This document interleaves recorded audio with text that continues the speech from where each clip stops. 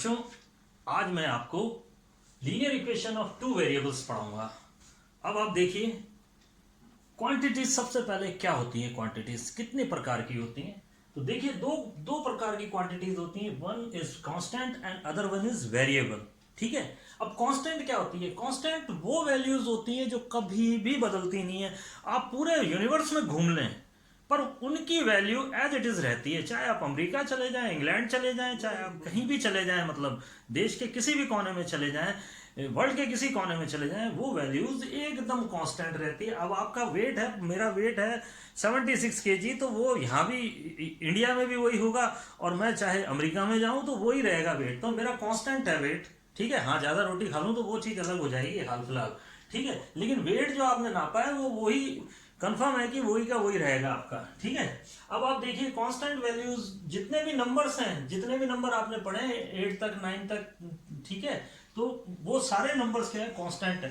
√3 की वैल्यू 1.732 है तो वो उतनी ही रहेगी। अब आप उसको 1.67 कुछ नहीं निकाल सकते, चेंज नहीं कर सकते उसकी वैल्यू। तो जो कांस्टेंट वैल्यूज हैं, यानी जिनकी वैल्यू सेम रहती है, वो कहलाते हैं कांस्टेंट। ठीक है। अब आप देखिए, इनको रिप्रेजेंट कैसे किया जाता है। अलजेब्रा में इनको रिप्रेजेंट ABCD के इससे किया जाता है, मेनली इन्हीं कांस्टेंट, इन्हीं सिंबल्स से इनको रिप्रेजेंट किया जाता है। अब आप देखिए, वेरिएबल। वेरिएबल क्या है? वेरिएबल का सिंपल सा एग्जांपल देता हूं। देश के नेता वेरिएबल हैं। कभी किसी पार्टी में चले जाते हैं अपने मतलब को सॉल्व करने के लिए, कभी कोई पार्टी, कभी किसी पार्टी में, तो वो वेरिएबल हैं, यानी कि कांस्टेंट तो है ही नहीं वो। ठीक है। तो वेरिएबल का एक एग्जांपल है, यानी कंडीशन के अकॉर्डिंग बदलते रहते हैं। इसी तरह से कंडीशन के अकॉर्डिंग जिनकी वैल्यू चेंज होती रहती है अकॉर्डिंग टू क्वेश्चन, तो वो कहलाते हैं वेरिएबल। और इनको किस तरह से माना जाता है? X, Y, Z, T, तो ये सिंबल्स जो हैं इनके लिए यूज किए जाते हैं। ठीक है। आगे चलते हैं। तो बच्चों, सबसे पहले मैं आपको लीनियर इक्वेशन कराने से पहले सबसे पहले वन वेरिएबल लीनियर इक्वेशन बताता हूं। उसकी फॉर्म होती है ax + b = 0। जो जितने भी क्वेश्चन आपने 8 तक सॉल्व किए हैं, आपने उन सभी क्वेश्चन को, लीनियर इक्वेशंस के सभी क्वेश्चन को सिंगल वेरिएबल लेके किया है। आपने x के अलावा और कोई वेरिएबल लिया ही नहीं है। तो जितने भी क्वेश्चंस आपने कर लिए हैं वो सारे के सारे सिंगल वेरिएबल थे। अब आप देखिए, सिंगल वेरिएबल की जो फॉर्म है वो है ax + b, इस फॉर्म के होते हैं वो। ax + b, इसमें एक वेरिएबल और नहीं होता।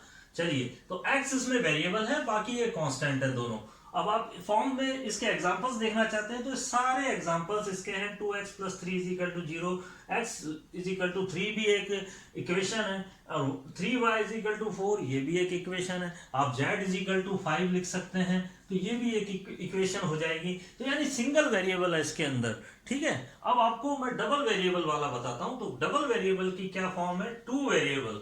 यहीं पे बता देता हूं आपको। टू वेरिएबल की फॉर्म जो होगी वो होगी ax + by = c। ये फॉर्म है इसकी, आप ये ध्यान रखेंगे। यहां पर a क्या है? x का कॉफिशिएंट, जो चिपका हुआ होता है उसे कॉफिशिएंट कहते हैं। y का कॉफिशिएंट b है, = c। c is the constant value. Clear. अब इसके एग्जांपल्स मैं आपके लिए यहां पर लिख देता हूं।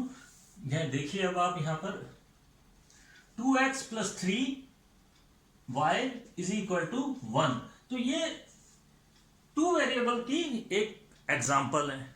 इन केस 3y + 2x = 5, ये भी टू वेरिएबल का एग्जांपल है। अब इन केस क्या कोई सिंगल वेरिएबल को डबल वेरिएबल में चेंज किया जा सकता है, टू वेरिएबल इक्वेशन में चेंज किया जा सकता है?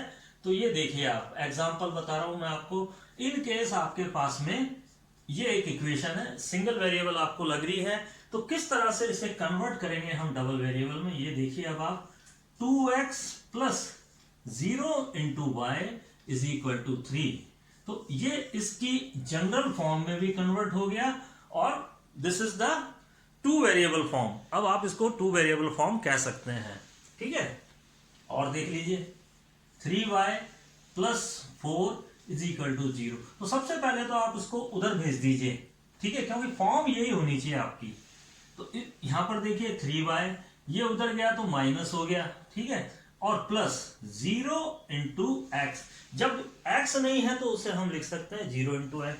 तो ये अगेन आपकी स्टैंडर्ड फॉर्म बन गई टू वेरिएबल की। तो कभी भी इस तरह से हम इसको चेंज कर सकते हैं। बच्चों एक क्वेश्चन है, find the value of k, it's very important. Find the value of k if x is equal to 1, y is equal to 2 are satisfied the equation this. तो इसमें k की वैल्यू निकालनी है। तो वेरी सिंपल, आपके पास क्या है, we have 3x plus 4y plus k is equal to 0। Here the solution, हमारे पास में ये दिया हुआ है, put x is equal to 1, y is equal to 2 in 1। एक में आप x और y की वैल्यू पुटअप कर दीजिए। तो 3 into 1 plus 4 into 2 and plus k is equal to 0। तो बच्चों एक चीज ये ध्यान रखना, ये इंटू का निशान आप कभी भी यूज मत करिए, डॉट लगा दीजिए यहाँ पे, क्लियर है, या ब्रैकेट आप यूज कर सकते हैं। अगर माइनस में वैल्यू दी हुई है तो आप ब्रैकेट यूज करेंगे, ठीक है, लेकिन आप इंटू का निशान नहीं लगाएंगे, ये फिर आपको x दिखाई देगा, ठीक है।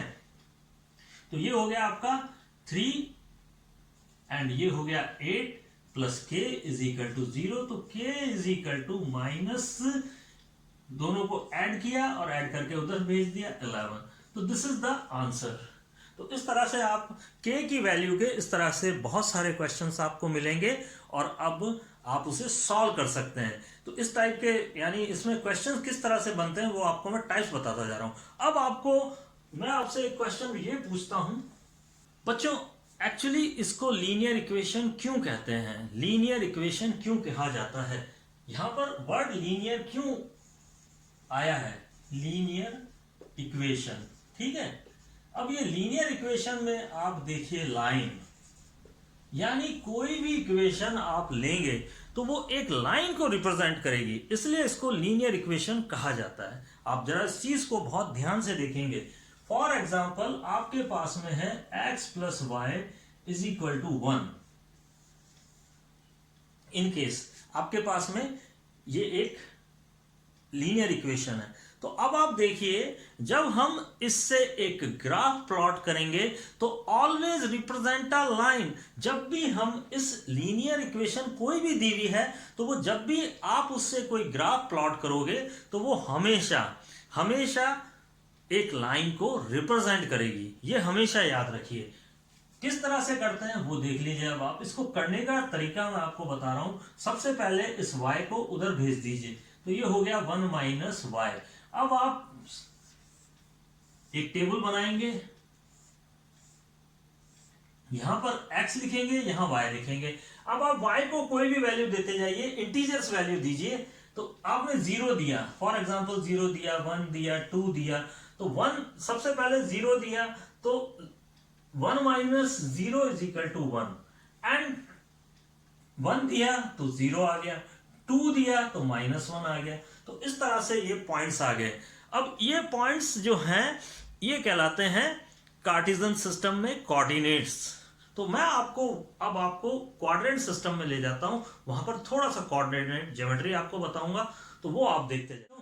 अब आप देखिए, सबसे पहले मैं आपको ग्राफ पेपर पे ले जाता हूं। ग्राफ पेपर को आप 4 भागों में इस तरह से डिवाइड कर लीजिए। अब आप देखते जाइए, ये पॉजिटिव डायरेक्शन है, ये पॉजिटिव डायरेक्शन है, जब हम नीचे चल रहे हैं तो नेगेटिव डायरेक्शन है, पीछे चल रहे हैं तो नेगेटिव डायरेक्शन है। अब आप देखिए, हम किसी भी ग्राफ को 2 एक्सिस में डिवाइड कर लेंगे, किसी भी प्लेन को हम 2 डायरेक्शन में 2 एक्सिस डिवाइड कर लेंगे। It is X axis, it is Y axis. ये पॉजिटिव एक्सिस होता है, ये पॉजिटिव एक्सिस होता है वाई एक्सिस, ये नेगेटिव और ये नेगेटिव वाई। क्लियर? अब आप देखिए, ये जो है फर्स्ट क्वाड्रेंट कहलाता है, इट इज फर्स्ट क्वाड्रेंट। ये क्या कहलाता है? First quadrant. ये कहलाता है सेकंड क्वाड्रेंट।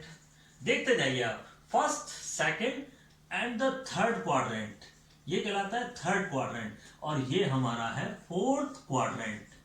क्लियर? तो ये आप देखते जाइए। अब आप इसमें जरा ध्यान से देखेंगे कि जो फर्स्ट कोऑर्डिनेट ये कहलाता है coordinate, this the point is coordinate. First quadrant में प्लस प्लस होता है, यानी कि आपका एक्स कोऑर्डिनेट प्लस और वाई कोऑर्डिनेट दोनों कोऑर्डिनेट प्लस। इसके बाद माइनस, ये नेगेटिव हो गया एक्स एक्सिस और ये वाई एक्सिस पॉजिटिव। ये इसके बाद दोनों नेगेटिव, यानी थर्ड क्वाड्रेंट में दोनों कोऑर्डिनेट नेगेटिव होते हैं, इनको कोऑर्डिनेट कहते हैं। फॉर एग्जांपल मैंने लिखा ए इज 1 2, दोनों पॉजिटिव हैं, यानी ए हमारा यहां आएगा फर्स्ट क्वाड्रेंट में, यानी कि हमारा फर्स्ट क्वाड्रेंट में आएगा। इन केस मैं लिखता हूं -2 3 और -3 4 और 4 -5।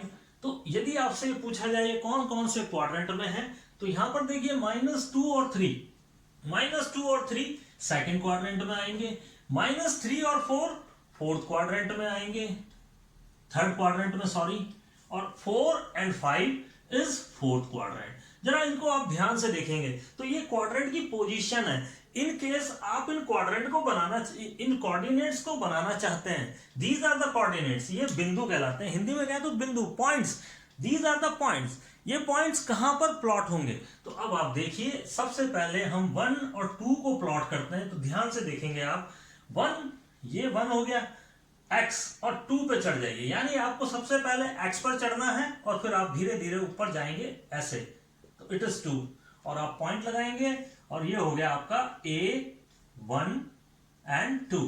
अब आप देखिए -2 और 3, -2 यानी x एक्सिस पीछे की तरफ चलेंगे हम, ये -2 ये रहा, और -2 और 3। अब पॉजिटिव जाना है नेगेटिव जाना है तो ये अपने आप बता देगा, ऊपर जाना है, यानी सेकंड क्वाड्रेंट है, वैसे तो ये क्या ही रहा है सेकंड क्वाड्रेंट। तो अब आप ऊपर चढ़ जाइए इससे, ये देखिए आप यहां आ गए और ये आपका पॉइंट आ गया B, मान लो B, तो B इट इज, ये पॉइंट लगाया एंड इट इज -2 और 3। तो इस तरह से प्लॉट किए जाते हैं पॉइंट, -3 और 4, तो -3 ये, this is the -3, x axis पे ही चढ़ना है सबसे पहले, यानी सबसे पहले आपको एक्स एक्सिस पे चढ़ जाइए, ठीक है, और फिर नीचे उतरेंगे आप, -4 नीचे की तरफ जाएंगे आप, ये यहां आ जाएंगे इस जगह, ये रहा ये, ठीक है। तो ये आपका आ गया -3 और -4। आपको ये ध्यान रखना है एक्स पर चढ़ना है, यानी चलना किस पर है, आपको इस तरह से इस पे चलना है, ठीक है, यानी आपको सबसे पहले इस पॉइंट पे चलना है। जैसे 4 है तो अब आप 4 पे आ जाइए, इस जगह आ जाइए, अब आप रुकिए और देखिए इस पॉइंट को। अब ये क्या कह रहा है, मैं -5 हूं, तो आपको नीचे उतरना पड़ेगा, नेगेटिव नीचे आ जाइए, ये रहा -5। तो ये इस तरह से प्लॉट किए जाते हैं पॉइंट्स -5। तो आपको इस तरह से ये पॉइंट्स मैंने आपको बताया, दीज आर द कोऑर्डिनेट्स, ये कहलाता है कोऑर्डिनेट्स, ये कहलाता है क्वाड्रेंट, और ये पूरा आपके सामने फिगर है। तो इस तरह से आप प्रैक्टिस करिए। कल वाली क्लास में मैं आपको how to draw the lines ये बताऊंगा मैं आपको, ठीक है। तो कल मिलते हैं आपसे। पांगलियो चला दे, पांगलियो।